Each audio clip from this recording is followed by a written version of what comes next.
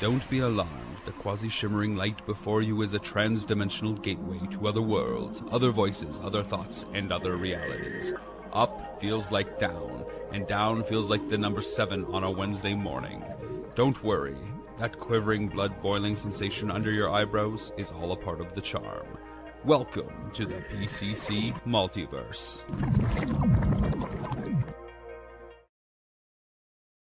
And we're back with another episode of the PCC Multiverse. This is Gerald Glassford coming right back at you here for the Pop Culture Cosmos, inside sports, fantasy football, and the Lakers Fast Break. Truly appreciate you joining us. Make sure, if you're listening out there on all the podcast outlets, give us that 5-star review wherever you get your podcast. Plus, like and subscribe. If it's going to our members out there, go ahead and make sure you go ahead and let us know what you think of the show, what we're doing it for, and who we're doing it for. But also as well to the radio stations out there all around the world that play us. Thank you so much for watching and listening as well. But it wouldn't be a PCC Multiverse without my compadre in crime for my Friday show. It is an outstanding individual indeed. It is our LARP expert, Deluxe. It is the woman behind, of course, what she does with Wizards and Wine and Wild Beyond the Witchlight, and also as well, of course, what she does with her husband each and every time out as they go on their fantastic worlds that they do each and every week in the world of role playing. It is Melinda Parkhouse Ross. And Melinda, it is great to have you back. We're talking pop culture. I know this is a great day for you and Josh on Sunday when I talk to him, because you too don't have to hear me whine about a Mass Effect TV series or movie anymore. I mean, truly, Gerald, congratulations. I mean, you finally wrote the right email. You found the right tone. It was how long have we been doing the show now? Is it 2 years? I think it's 3. I think it 3? was. I think it was late 20 or 21, early 21 that you came on, and that your life has gone downhill ever since with me. But now you can write a very good passive aggressive email. So I'm so proud. I'm so proud of you for what you've accomplished. This is amazing. I must have wrote it to Jeff Bezos like 500 times then, because Amazon is the one that's actually going to pull this off. There was rumors back in 21 that they were going to do something. Yeah. Well, it finally got confirmed this past week. It was so funny because it was never officially announced by BioWare, the actual developing studio of the Mass Effect series and the upcoming Mass Effect game, whenever that comes out, probably after I die. But it was just announced in an exclusive by Variety that Mass Effect TV series on Amazon will take place. That just blows my mind that BioWare itself doesn't acknowledge it, yet it gets acknowledged by Amazon. They made it public. IGN also brought up the story. They verified it is actually in development. There's actually people attached to it now. So what are your thoughts outside of, being happy for me? And I thank you for that. I am desperately happy for you. I truly am. It was like if they, let me think, what would be the equivalent? It would be like if Diablo 4 came out, but it was right and didn't take away all your stuff on you. There you go. Absolutely. I would Especially when they bring out DLC. Yeah. So I understand the excitement, and I really am thrilled. I really am thrilled for you. I'm so excited. I just think it was just something that they needed to do. That it's just a property. If they're now like going all in on video game properties, I just think it's something that was begging to be touched, as far as something from a narrative, just as far as the space opera. I understand the logistics and the costs involved would have to be one of the more expensive, if not the most expensive, video game adaptation out there. I get that. I understand it, but it's something I think that if you want to click with a larger audience, I mean, Fallout, obviously did huge business. There's been a couple other series that have done. Obviously, The Last of Us has clicked with a large audience. Halo initially worked, despite my misgivings about the series. It actually worked with a large enough audience that it facilitated a season 2, and it fortunately went in toilet from there. But yeah, I'm just very excited. I am a little concerned because Sure. if you go to the Variety website and you read up on the story and you find out some of the people involved with this, as far as the Mass Effect story is concerned, you see some of the people involved, some of the things that they've worked on. They have worked on video game adaptations before, and you see Uncharted. Oh, okay, Uncharted. I personally didn't like it, but it made $400 million at the box Right. office. So, Yeah. and they're talking about doing another one. So, okay, it's all right. And then you see Borderlands, and it's just like, ooh, that's on your resume too. Ooh, yeah, that's not what I really wanted to hear or see or feel. But again, beggars can't be choosers, and at this point, I'm now begging. So, but let me ask you this before Yeah. we really get into the show here: a Mass Effect TV show. What do you want it to be like? I want it to be like everything that Gerald has ever hoped and dreamed it would be. And I also expect you to host a watch party at your house, complete with charcuterie board and real genuine Coca-Cola. Well, not real genuine Coca-Cola, just real Coke, not knockoff Coke. That's what I'm saying. Brand name Okay, Coca-Cola. That's all I'm all saying. right. Well, I'll So tell you those what. those are the I'll do prerequisites. that. I'll do that. I'll tell you what. I will go ahead and do it. And with the charcuterie board, we talked Yep. about doing one for Thanksgiving. Yep. Melinda, I'll go ahead and do it for the series on Amazon whenever that comes out, if we're still alive by the time it I'm comes out. I'm sure we will be. But let me just put this down for like an alternative type of charcuterie board. Um, I did one that was all French fries, like different kinds of French fries, and it was Mm, incredible. Yeah. Yeah. really?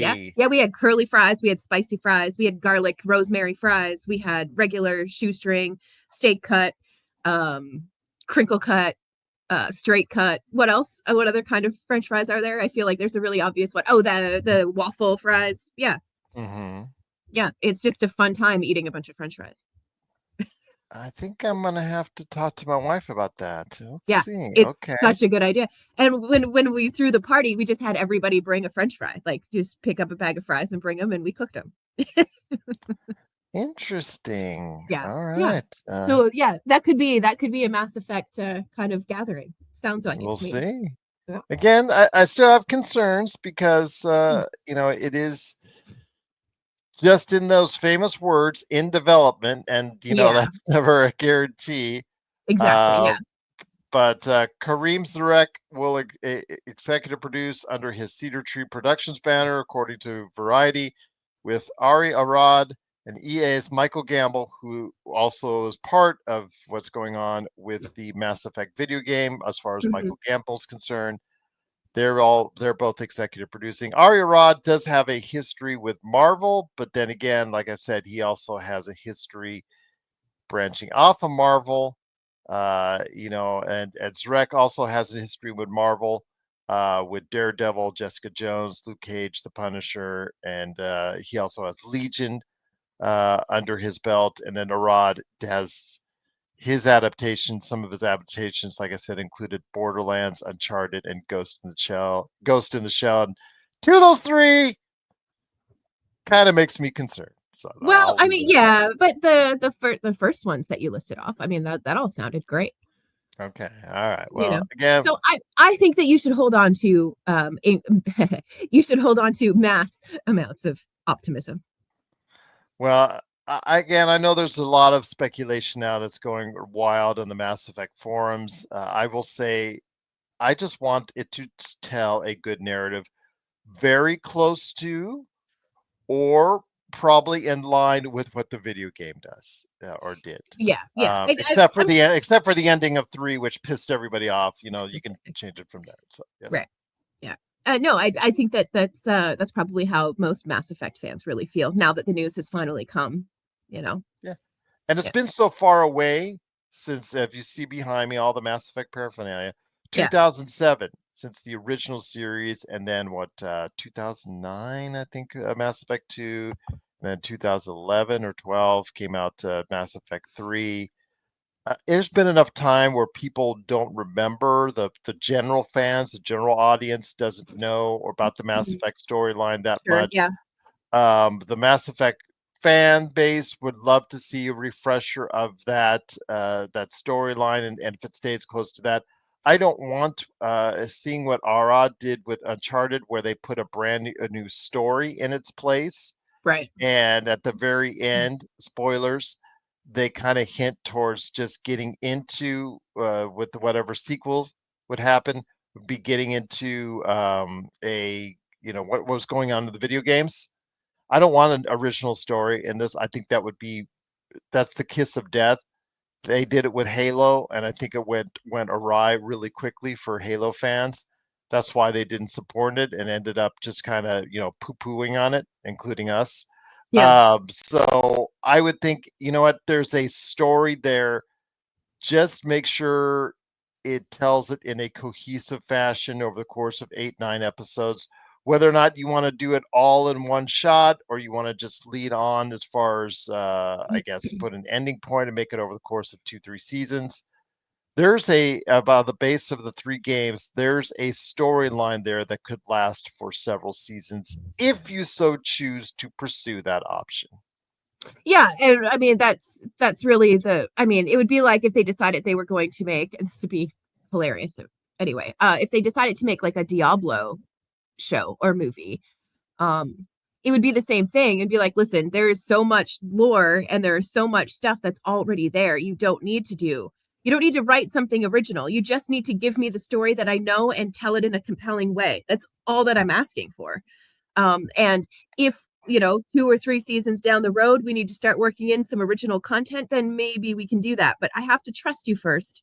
So you've got to follow the letter, at least for the very beginning. And with the books that came out before that were very highly regarded, there's Yeah. a prequel basis that if the series is successful, you could work off the books for prequels. But the thing I think that people are asking the most is, again, I'm assuming, and you'll forgive me, Melinda, for assuming, but I'm just thinking this is Hollywood. They're going to make a male lead for the Of show, course. for Yeah. the show. Yeah. But do not forget FemShep. So what I said to Josh one time in my many ramblings and rantings over the years in regards to putting something on the air and out there with Mass Effect is create a situation where he has a twin sister. And you could create a situation where she also, after you do the initial season, and if you want to do the touch on the prequels, or Mhm. you could also have a side series similar to what they do with Invincible. Invincible had its side series Right. with its female character. Mhm. Have a side series with her, but have her intertwine on the regular show. Have her do the side series, and then it all intersects into what happens at the very end of this concluding of the series when it finally Mhm. finishes out. So that's something where fans of FemShep get what they want, and fans of Mass Effect get what they want as far as an overall better, clearer picture of the Mass Effect universe. I Well, just throw that out there. that's interesting, but I mean that might be, getting $5 and then immediately asking for 50, you know, where you got one series, now you're asking for two. Well, if it does well, Amazon's going to go ahead and bleed it dry. That's Of for sure. course. Yeah, Yeah, I mean that's what any good production house should do. Find a hit and yeah, then bleed it dry. That's yeah. how it should work. Right? I I should mean, be overwhelmed by the amount of content that comes my way from something that's a hit.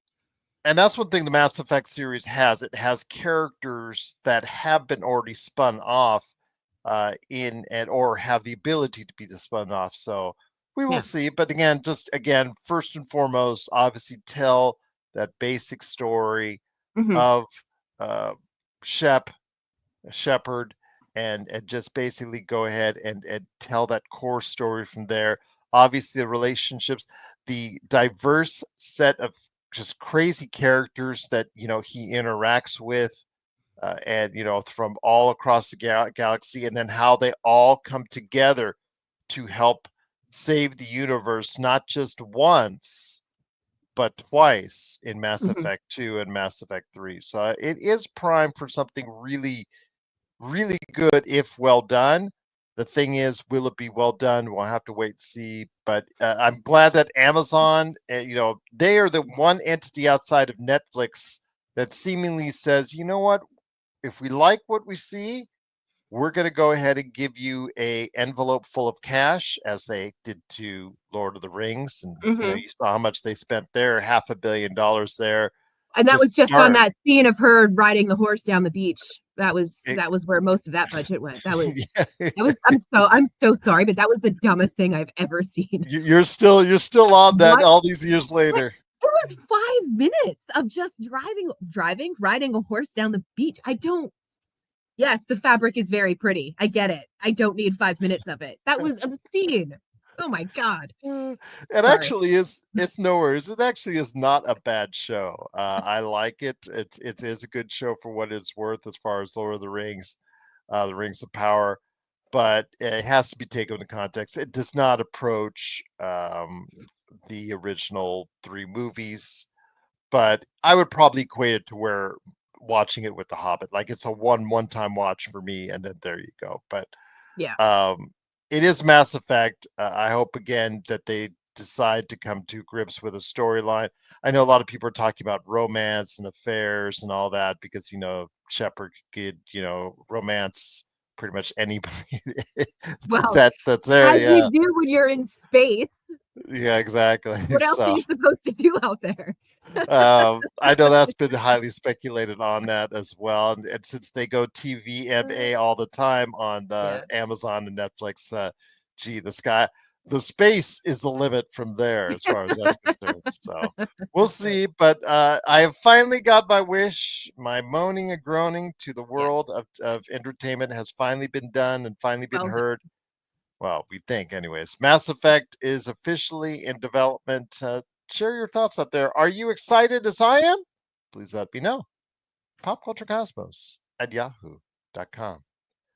Well, my friend, there's so much more to talk about on today's episode. I just wanted to go ahead and congratulate Beyonce this morning because Grammy nominations have come out and she has dominated. I think she exceeded her ever growing record high total. This year, I think she's up to 11 nominations this year, as opposed to I think her high was 10 previously. And for all the records of the year or whatever, I don't know. Understand? Record of the year, album of the year, this of the year, that of the year. What? Hey, she deserves all of them because of what she did with her crossover country/pop album that she has created a lot of fervor over.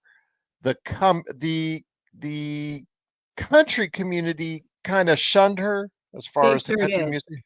Yeah, Yeah. country music awards. I think we talked about that, but it looks like whatever she didn't get and the love that she didn't get from the CMAs, she's going to get from the Grammys, my friend. Yeah. Well, I also wonder, and this is only because I have kind of fallen into the world of all of that like conspiracy and everything that is surrounding the whole situation with Diddy and all of that stuff because the Carters are kind of adjacent to it or at least Mm-hmm. partly involved. So when I hear stuff like that and you go back and you watch like anytime that Beyonce has lost a Grammy and how the people who win them panic and immediately put all of the praise on Beyonce. So you're like, that's interesting. The Carters are going through kind of a bad PR time right now. This is going to be the year that she sweeps the Grammys. She's going to get, if not 10, 11 of those awards. And it's the industry's way of declaring that, to me, it's the industry's way of declaring that they uh, how they support and who they support. Mm-hmm. So I don't know. I don't know. It just seems a little suspicious for me for the timing is all. I mean the country album is fine. Is it 11 Grammys fine? I can't say. But yeah, I just thought that was interesting, and I bet you that she wins the lion's share of those 11 Grammys this year, Oh and yeah, I think it all has to do with other stuff. I don't think it has anything to do with the music. really. That's my conspiracy theory for you all. I'm sorry, I probably will never speak of it again, but that's just that's what I think. Well, I think overall it's a good album. There's some really good songs on it that transfer Yeah, over. absolutely. There's I think 2 songs from the album that are on Texas my Hold'em, I really like. I think that's something that should have gotten some love from the CMAs, and I think they just yeah again, yeah I'm not in their heads, but they, the way they shunned her on that, I think is yeah. But I not good. do. I've got 2 songs from that album on my character playlist for LARP. So it's not that I dislike the album. I don't even dislike Beyonce. I'm just questioning the timing of a few things. That's all. And Mhm. I'm probably way overthinking it, and I'm probably completely off the mark. But it just seems a little sus to me for the timing. But that's just that's my own thing. No, I that's your opinion, Yeah. absolutely. And again, it's something that sometimes it is timing is about everything. So we'll Hmm. definitely see what happens. But of course, congratulations to her nonetheless for just again an outstanding album. It is Cowboy Carter, along with all the songs, getting 11 nominations. Taylor Swift, Chappell Roan, Sabrina Carpenter, Charlie XCX, all the top names this year. Funny, they all get their share of nominations as well. No surprises there. Obviously, a lot of people are excited for it. So to see, what's going on. Post Malone, Kendrick Lamar. These are all familiar names that we've seen over the course of the past 3, 4, 5 years. The one name I think everybody is interested in, yes, Benson Boone, Teddy Swims, Shabuzi, Teddy who Swims is up for a Grammy. Tipsy, yes, a bar song. Tipsy is up That's for, yeah, I'm uh, so happy for him. That I'm thrilled for yes. that. If you haven't jumped on the Teddy Swims train yet, please do. Well, The guy's Teddy phenomenal. Swim's got Teddy Swim's got I think 1 or 2 nominations, but Mhm. Shabuzi, for a bar song, Tipsy got looks like he's got about 4 nominations. That song was a huge hit that charted for several weeks at number Mhm. one. Mhm. I don't know if it's the claim to fame on that one is going to be whether or not he's a one hit wonder. I hope not, because he seems very entertaining from what I've seen. Yeah. Uh, but I it just seems like when you watch that song, it seems like I think that's like a one hit wonder song for some reason. That's the vibe I get. I'm Sure, hoping sure. I'm wrong, but hey, you got a one hit wonder, you're still gonna make a ton of money for the rest of your life. So I Absolutely. mean, Yeah. No, I think he's going to be around for a while. I do. I think that he's got the right I think he's got the right voice for it. And I think that his career has been building at the right pace. mhm, Like you say one hit wonder, but I mean there was I mean I've been following him since all he did was covers in a mhm. basement with a microphone and one light. Like that's I've been following him ever since then, and it's just been continual, very steady growth for him. So I don't think it's a one hit wonder kind of situation. I And I think it's hope not. I hope not. yeah. It and he's such like that voice. Ugh, that voice. He could do anything with that voice. Are you kidding me? It again, it's such an entertaining song, but I Yeah. just that's the vibe I get when I listen to it because of the Hmm. fact that he has done nothing previously that has charted anywhere near this well.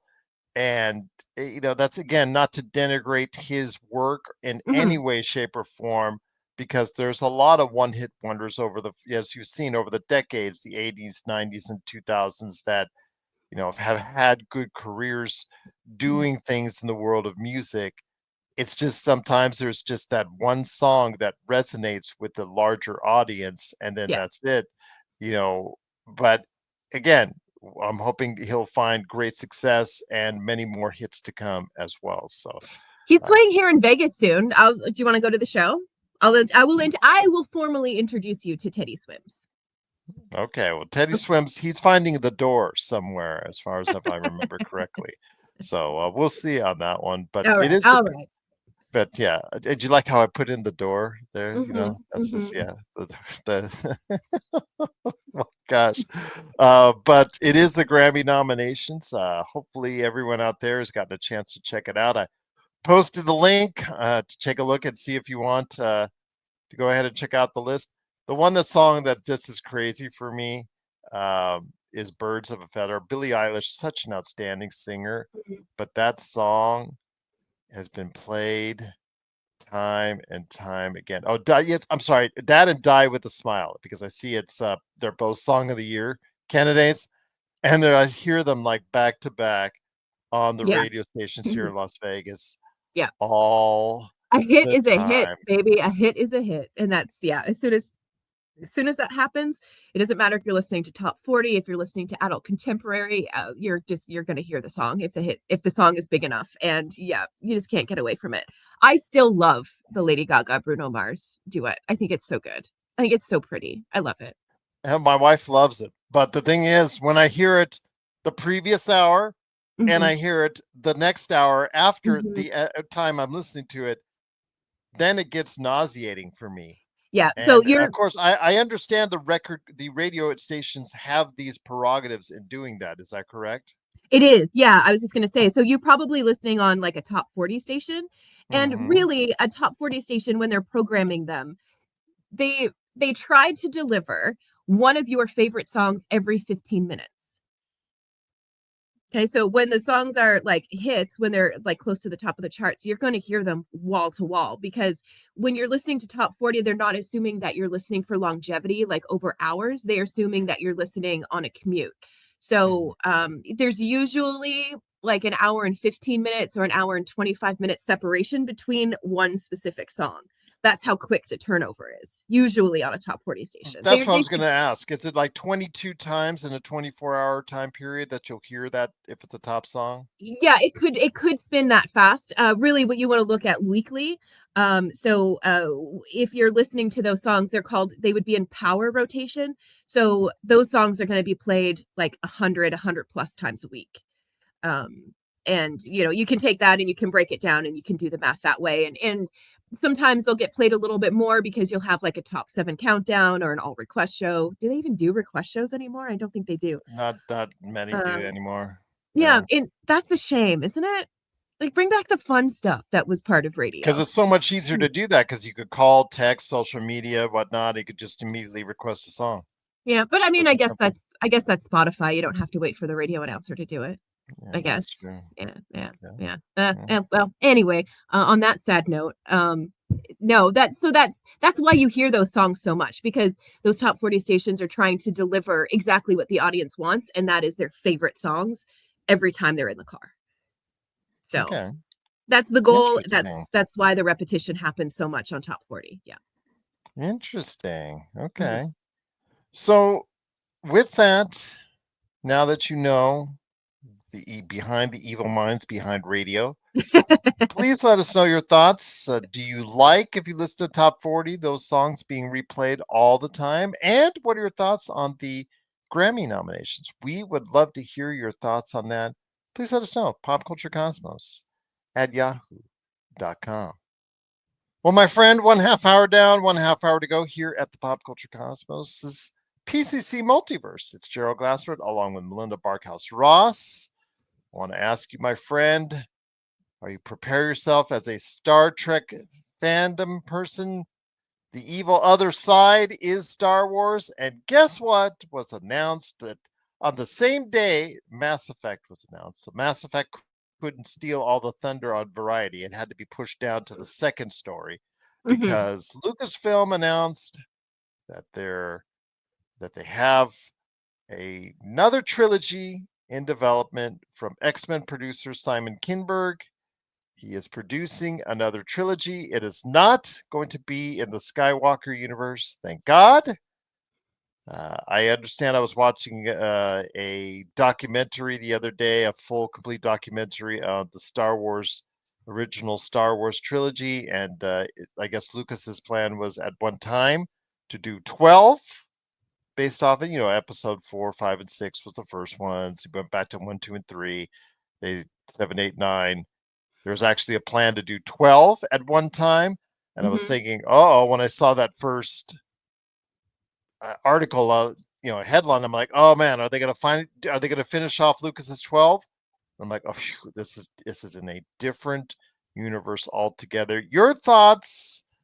This is one of the many, many Star Wars projects that have been talked about, rumored about, have lived and died, have been in production, have been talked about, been written about. They come to fruition. They're kind of dying. I think the only ones you could count on pretty much right now, as far as a movie, is the Mandalorian and Ahsoka universe ones, where they're combined. I think those you could pretty much guarantee will become a movie at some point in time. What are your thoughts about a new trilogy series set in a galaxy far, far away from the Skywalkers? Well, I think that is that's what fans have been wanting for a while. I think is just a different look, a different perspective, maybe on all of that. But it's hard because I'm not just mute myself. How about shut up? You know what I'm talking about. No, I think that it can only be a good thing. I think really all they have to do is give us a compelling character to follow for 3 movies. If they do that, I think they're going to be fine. Even if the story is a little as long as the character is compelling and everything that supports the character is interesting at least, I think it's going to do fine. I think it's the right move. I think it's time for some new blood, haha, so to speak. And I think that it might. I don't know. I don't know if it's going to say that it might bring new people in because they don't have to know all of the Skywalker story. Maybe I don't know. I'm not sure. I think that it's going to be interesting though, and I have no idea what kind of story they're going to tell. I mean, it's obviously going to be the hero's journey, right? Like the circle thing, the same thing that the Luke Skywalker followed. Whatever that hero's journey, the circle thing. You know what I mean, right? You know what I'm talking about? Okay. The Jedi path, and as far as following that from him becoming, realizing his powers within the Force, and then becoming obviously the most powerful force for good, and helping the rebellion overcome. Right. Yeah. And then there's the point where he fails and then he comes back and he succeeds. Like that whole it's a circle, and it's it's an actual storytelling thing that it's the bones of stories. And I think that as long as they stick to that, I can't see it being a bad thing. Okay. It would have to be exponentially bad for it to be bad. New Star Wars trilogy with not with the Robbie, not with the Skywalkers. How do you feel about that? That good, huh? Yeah, that good. He's thinking hard. It is also very early for us. It's very early for us. No worries. What do you got? Quick. Good thing, bad thing. It's an anthology. It's about the story of a family and how they deal with the universe. I don't think you can have the Star Wars family without the Skywalkers being present. Oh, he doesn't think that it's gonna be very good. He thinks it is a family thing and it needs to remain within the family. And that's all right. That's Robbie's hot take. Could you do The Godfather without the mob? Well, you could. You just have to tell it from the story of the Capos, not from the story of the Godfather. It wouldn't be the Godfather. Sure, it would. It would be an Italian story. It would just be an Italian story. So it's just going to be a space story. There's nothing wrong with that. Star Wars. Great. This is what we're talking about all day now, Gerald. Well, to Robbie's and Robbie Ross, Belinda's husband, just on. Yes. Thank you him for stopping by and sharing his thoughts. It was 12. It was 12 episodes. Originally was Lucas's vision. So 7, 8, 9 artistically, money wise they made money, but artistically, 8 and 9 are just, depending on who you talk to, are some of the worst in the chain as far as Star Wars movies. So that's why I think Disney does not want any more Skywalker related stories after, Daisy Ridley is the last woman standing, or now that she's found out she's not a Skywalker, she's actually related to the Emperor. Spoilers. Right. So it's just, it kind of just ended so flat. It ended so blah I think a lot of people had it left a bad taste in our mouths, for a whole bunch of us, as we've talked about on this show ad nauseum back in when it, 2018, 2019. So I think moving on and getting a fresh start is fine. It's something I've asked for a while because I think the younger generation, not our generation, the younger generation of moviegoers, whether it's through Netflix, whether it's through Disney Plus, whether it's through Amazon, or going to the movies, they need something of theirs they can latch on to. And I'm not sure the Mandalorian slash Ahsoka is going to do it because it's still relating to to the Skywalker universe. Right. So if they have their own Star Wars thing that they can attach themselves onto, maybe it can grow the brand. Because if I'm Lucasfilm right now, I'm thinking about not about what I'm doing now. I'm thinking about how I can attach myself to an audience for the future. Well, I'm trying to go after. I mean, because when I first saw Star Wars, I was 11. That was Yeah. actually no. When I first saw Star Wars, I was actually 9 or 10, watching it on CBS, and then Mhm. I went to the first showing ever of Empire Strikes Back in my town, and I was hooked from Right. there at 11 years Mhm. old. So Mhm. they're looking for more movies that will attach itself to 8, 9, 10, 11 year olds. Not just necessarily to sell toys this time around, because I know that was a big part of what George Lucas wanted as far as financially, what he needed financially was to sell merchandising and things of that nature, but to grow the brand further. Because as I always say to Josh, our generation, we're dying off.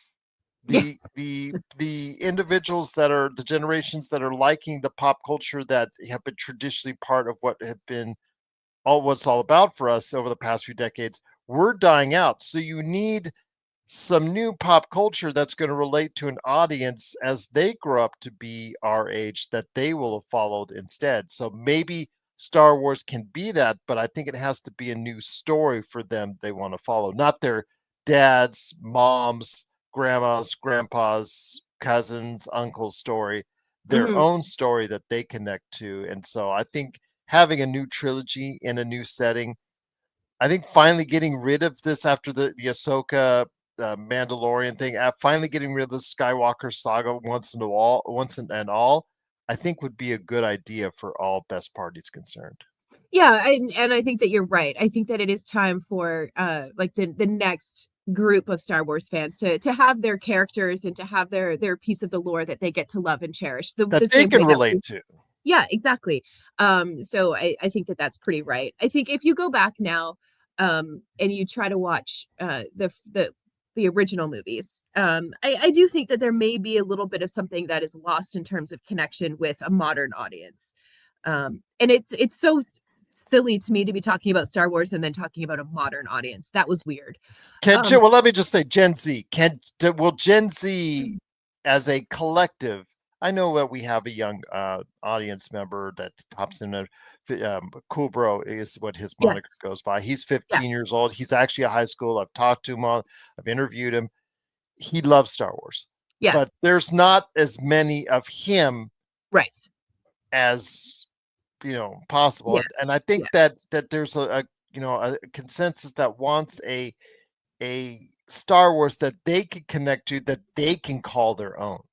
Yeah, and I feel like too the way that the technology has gone in terms of, the movie making magic, maybe those first movies now look like cheese-tastic to them, so it would be a harder sell Good because point. of just how silly It's some of dated. those. Yeah, exactly. So I think that taking it and kind of revamping the story, retelling the hero's journey, and applying all of the modern special effects and things that we have now, I think that it's going to make a good movie. And I think that you're right. I think it's going to introduce it to a generation of people who are going to be able to grab onto that story and hold on to that lore the same way that we have. Well, I want to ask you this out there. Tell me your thoughts on what you would feel as far as it would be a Star Wars trilogy that would connect you with audiences. Do you think it should be something in a galaxy far, far away from the Skywalkers, or stay within the Skywalker universe? I mean, there's if you look at it, IGN actually has a great article about how many unreleased films in the Star Wars universe ideas. I think Quentin Tarantino at one time. There was so many different. Of course, Kevin Feige from Marvel. He was going to produce one because he was a huge Star Wars fan, and Yeah. that didn't come to fruition. Taika Waititi. Yeah, it's funny because I see IGN says his film may not come till around 2030. I'll be in my 60s by that time. Patty Jenkins, she talked about, her and the Rogue Squadron. Yeah, if you go to IGN, there's a great story about how many unreleased movie projects are in the works or have been in the works in recent times for the Star Wars universe. So I think at this point in time, just if you feel that it's time for the Star Wars universe to go somewhere else than the Skywalkers, please let us know your thoughts. Popculturecosmos at yahoo.com. Well, my friend, there's still a little bit more to talk about on this last segment of the broadcast. But before we head on out, my friend, I wanted to hear your thoughts. Of course, the PlayStation Pro is finally coming available to stores. It's available. It's out now. And the problem is, I think for Sony is that outside of the PlayStation branded ones, which went like hotcakes for like thousands of dollars, the PlayStation 5 Pro, it's available and out now. It's not selling out. It's not selling as well as they want, obviously. You could go and buy one now off of several websites, pick and choose. Your thoughts? I mean, as a PlayStation mistress that you are, our PlayStation super fan that you are, you don't even seem hyped up about the PlayStation 5 Pro landing in stores and available right now. No, we just got a PlayStation or PS5 last Christmas. So I'm definitely not going to go and spend $7 by the time you get taxes and everything added onto it. You add all of your other stuff that you need to get to go along with it. I mean, you're looking at over $800 easy peasy. So no, thank you. No, thank you. And what does it really do in order? Yeah, what it was so different? Is it have more memory? That's fine. I can buy that. I can do that on my own. I don't quite understand like what's so pro about it. It's a little faster. There's a little bit better technology in it. It's supposed to sharpen up details which you could not see if you were playing on the PS5. But the thing is, you have to have a TV that supports it. Obviously, if you're going to show something in 4 or 8K, you got to have a TV that's going to support the 4 or 8K or have that attention to detail so you can see when you're playing Hogwarts Legacy, the stained glass, as far as more sunlight shining through the stained glass, and as far as the detail when you're playing Spider-Man 2, as far as in the background, because I'm correlating this to the videos that we saw, the demo videos. So that's why I'm saying those specific things. Spider-Man 2, when you're looking at the streets of New York and you're seeing much more detail of the trees and the traffic in the background, it's not something that you're going to see up front with the PlayStation 5 Pro yet. It's something where you're seeing it mostly in the background because a lot of these, there's no specific game that's a PS5 Pro mandated created game. All the games that are coming for the PS5 Pro are going to be up-res versions. They're all getting software updates of existing games that are already out. Now, mind you can play any PlayStation 5 game on it, but only I think about 25, 30 at this point in time titles are going to actually be able to produce something that will be able to be increased by the PlayStation 5 Pro. Yeah, it's a hard sell. No, I can't imagine for sharper background. But also, admittedly, right? I don't play video games every single day. You don't? No, I don't. I know. I don't. And so sharper background doesn't really mean a whole lot to me. And it's certainly not worth an investment of $800. And it's certainly not worth the investment of having to go out and buy a new TV to keep up with the console. That's crazy. I think when GTA 6 though comes out, that will be a workhorse, and on a PlayStation 5 or Xbox Series X, you may see situations where the frame rate slows down, as far as the video quality or the graphics quality may be rendered a little bit ineffective at times. This is where a PS5 Pro would come in to supplement that, to be able to streamline it, to hopefully be able to provide a smooth quality look. That's what the theory is as far as GTA 6 is concerned, that only the PlayStation 5 Pro or a workhorse PC will be able, well, actually, I'm sorry, Rockstar is allergic to PC at this time. The PS5 Pro can be able to handle it. So Right. I'm assuming that GTA 6 comes around, whenever that fateful day is. I think that's when people will start taking a more vested interest in PS5 Pro. Yeah, well, maybe you're right. Do you make one of those special packages? You know what I mean? Get your The bundles, do a bundle.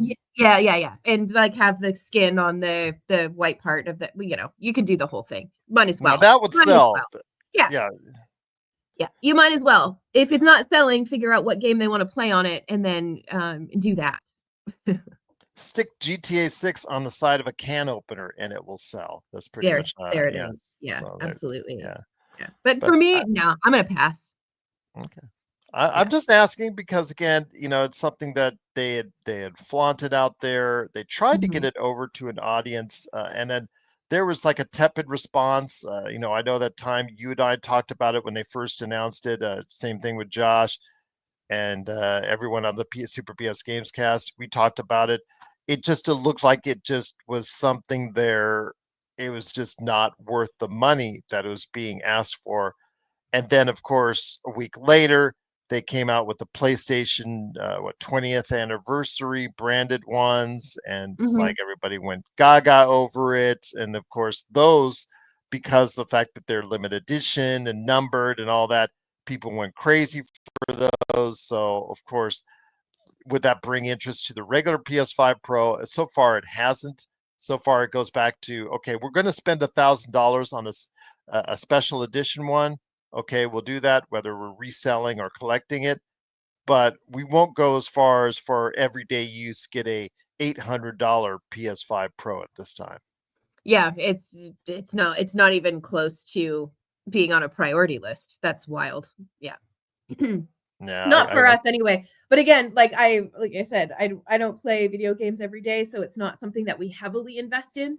It just worked out, last Christmas that we were able to do it. So I can't justify spending more money on another one. We still have our PS4 kicking around. So there you go. Absolutely. And as long as they make games for the PS4, I think it's going to be really hard for people to latch on to PS5 Pro, especially facing with, as far as the expense that you would need to go ahead and upgrade to it. So yeah, I could really get behind that as well. And what are your thoughts? Sorry, go ahead. No, I was just gonna say, I still love my PS4. Like I still, if somebody was like, "Hey, do you want another PS4 or do you want a PS5?" I might be tempted to take a new PS4. Oh, there's more games out for it. Yeah, I don't know what it is. I love the PS4. The PS5 is great, but I don't know. I haven't. It hasn't wormed its way into my cold little heart yet. But the PS5, the PS4 will always, I think, have a bit of a soft spot. Well, this generation, whether you still try to blame COVID for it, or the fact is they just not been able to, for both systems, the Xbox Series S and X and PlayStation 5, just not have been able to create those games that are a must-have for either system. At this point in time. So yeah, I cannot say I blame you. PlayStation 4, I mean, it's one of the greatest selling consoles of all time for a reason, and that's that goes without saying. Yeah, I still love it, and I think I prefer it a little bit, to be honest with you. And I don't know maybe that's just me becoming an old curmudgeon. I mean, it happens to us eventually, right? Oh, it unfortunately happened to me way too soon in my life. But what are your thoughts out there on the PlayStation 5 Pro? It's now out. It's available. Go buy one. Mhm. But it's really darn expensive. And is it worth your time? Please let us know. If you want the upgrade or why you have the upgrade, please let us know if you are interested in a PlayStation 5 Pro or not. Of course, please go ahead and let us know. popculturecosmos@yahoo.com. My friend, before we head on out, a couple little tidbits I wanted to go ahead and drop in there. Death Stranding is coming to Xbox after its 5-year exclusive window is done.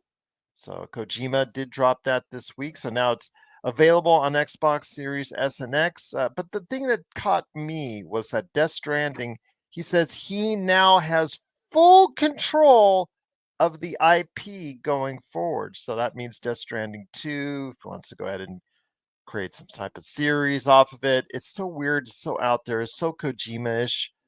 I don't know. Would it resonate with an audience out there if he continues this IP? I don't know. I think that there's an audience for the weird, Mm-hmm. for the unusual. I think that there's a very specific audience for it, but I think that there's enough of one out there that absolutely. Put a whale in the sky? Absolutely. Kojima Yeah, did that in Metal Gear. Yeah, there you go. Why not? Why not? I mean, if you can explain it, I can believe it. Okay. I can Sometimes suspend he my. can't explain it and he still does it anyways. That's Kojima Well, for I you. mean that's also fine. Just give me something fantastical, and I love that. Yeah. All right. Just thought I'd run that by and like seeing what you think of, because it wasn't the fact that it's finally coming to Xbox. Yeah, that's great. Absolutely, it's a good game from what I hear, and I actually probably will give it a shot. But yeah, it's more about the fact that he now has full control of the IP going forward. So we'll see what happens there. Stranger Things season 5 announced its upcoming season of episode titles. Have you got a chance to read what those titles are, or do I have I to? haven't. Yeah, I need. Yeah. Okay. Okay, Please so I read to want me. your instant reaction on this. Episode 1 is The Crawl. The Crawl. Okay. Episode 2 is The Vanishing of blank. Doesn't say what, just blank. Dun dun dun. Episode 3 is The Turnbow Trap. Trap. Wow. Episode 4 is Sorcerer. Okay, so it's Episode, going to be a D&D episode, right? Specifically. sounds like it. Yeah. Episode 5, Mhm. Shock Jock. Oh, we're going to go to the radio. I like it. Something about Episode radio. 6, something about radio, indeed. Episode 6, Escape from Kamazats. Also about radio. Episode 7, also about radio. The Bridge. Yes. And episode 8 is The Right Side Up. Oh, so we come back from the down under, whatever they call it. I can't remember. Mm-hmm. Yeah, that's cool. Sounds All right. interesting. It will be interesting when it finally comes out. Now, the entire cast is now in their 40s, so we'll see how they look, still trying to play high schoolers, but Right. we'll see what happens. But yeah, so are you excited for Stranger Things Season 5? Please let us know your thoughts. popculturecosmos@yahoo.com. Before we hit any Black Friday specials, anything going on in the world of Melinda or Robbie Ross? Oh man. So this weekend is a pretty busy weekend for Robbie and I. There is I guess I suppose they travel the country. They go all around the US. And this is their third one that they've done. So it's called Darkness Emergent. It's by Night Studios. And they've landed in Vegas this weekend for a LARP. And so it's a Vampire the Masquerade LARP. And that's what Robbie and I are involved in all weekend. And I somehow got myself tied into playing like NPCs and helping the storytellers narrate some of the story and stuff like that. So I'm kind of on the other side of the LARP this time, which has been interesting already. So last night we had like our grand VIP opening and stuff like that. And I was playing an emissary of the Church of Lilith. And I'm also playing a ghoul, and I'm playing a really polite vampire hunter who has bamboo knitting needles that she kills vampires with. So yeah, so it's going to be an interesting weekend. I'm already tired, and it's only been one night. But yeah, if you see that it comes to your city and you're curious at all about the experience, I highly encourage you to do that. And Gerald, I'm going to find out if I can get you in so you can just come in and observe and check it out for a little while, and so you can finally see what it is that I've been talking about for the last year. Sounds good. I look Yeah, forward so to it. yeah, I highly do. I really do encourage it. By Night Studios, they have done a V5 LARP book, and that's kind of the groundwork that we're working from for this weekend, because the LARP that we do here in Vegas doesn't use V5. They have a few rules, but V5 dramatically changed so much, and most of the people that we LARP with have been LARPing for like 20 years. So we're using kind of an amalgamation of all of the different versions of Vampire for our game. But this one is purely set in the V5 thing. And it's really interesting because I came to Vampire with V5 tabletop. So it's interesting because I'm watching the long-term LARP players struggle with the new lore and the new way that the clans work and the new way that the disciplines work and all of that stuff. But I'm like, it's finally speaking my language. I finally am the one who understands what's going on. So that's been pretty interesting to experience. But there are some of the players from the big shows, New York by Night, LA by Night. Some of the players are in town for that, so we've got a chance to interact with them and things. So it's been really interesting so far. Tonight's kind of the big night for it. A lot of things happening, and a lot of conspiring started last night, which was pretty fun to experience. So yeah, it's a weekend of LARPing, and I'm so very tired already. All right. And on that note, just one last little tidbit. If you go to blackfriday.com right now, and I'm sure we'll cover a little bit more on each and every upcoming episode of both PC Multiverse and Pop Culture Cosmos that we're doing live, either it's you or Josh. With me, we're going to go ahead and give you updates on Black Friday leading into Black Friday. The latest Black Friday popular ad scans are for a lot of pre-Black Friday deals right now going on at Target, JCPenney, and Best Buy. Cole, and if you're into the hardware stores here in America, Home Depot and Kohl's, Kohl's for the clothing and Home Depot for as far as what's going on with hardware. Both of those have dropped already their Black Friday ads. And last but certainly not least, as far as the major outlets that have released some things, Walmart starts its Black Friday on the 11th. So be prepared. Oh, wow. Mm-hmm. Yeah, so they've got their first week of sales. They're coming up. The ad scan is already out. So if you want to head on over, blackfriday.com, I highly recommend them. They've got all the latest news and notes. They're not paying me for just saying this, but there's always something good to go ahead and check out each and every year. Blackfriday.com. Nice. Well, then, any thoughts on Black Friday? Anything you're gearing up for to see if there's a deal on before we head on out? You know what? This year there are a couple of things that I'm kind of got my eye on. But it's so we've found a really great circle of people, and that's so important because when you move from far away and then you come into a new city, it takes a long time to find your tribe, I guess. And we finally found our people, and so this year I'm trying to find a way to just kind of really embrace that. And I don't know if I want to like make things for people this year or if I want to take advantage of some of the Black Friday deals. I don't know. It'd probably be easier to take advantage of the Black Friday deals, but I think this group of people would really appreciate something handmade. So I don't know yet. Okay. Interesting. What do you want for Christmas this year? At this point, to stay alive until the Mass Effect series comes out. That's probably what I'm asking for right now. Sure, I'll figure out how to make that happen. I'll have a chat with somebody. I don't know. That and a new computer, which I'm trying to target because this baby has seen definitely some better days, indeed. But that computer has been a workhorse for you, my friend.